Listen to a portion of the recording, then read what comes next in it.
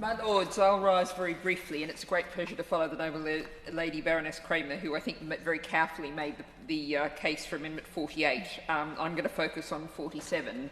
And the noble Lady Baroness Smith of Lambas has already made the case very powerfully, but I'm just going to add one very recent set of statistics to this. The noble lady mentioned unions, and Unite, just in the last week, has put out a study, polled women across the 19 sectors of work that it covers, and it found, and these figures are truly shocking, a quarter of respondents said they'd been sexually assaulted either at work, in a workplace-related environment, or on the way to and from work.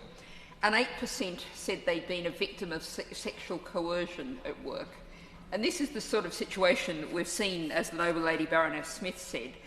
People who are in insecure employment, 0 hours contracts, which the government is doing something about, perhaps not quite enough, but something.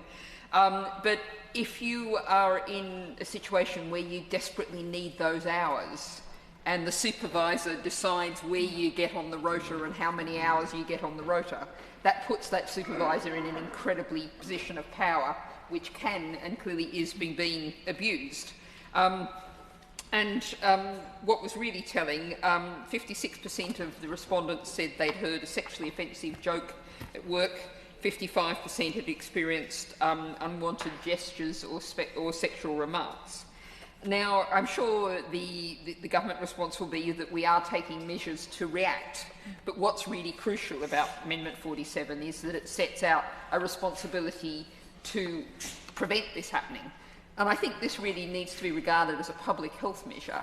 We hear often in your Lordship's chamber about the issues around mental health and well-being and problems we have in our society.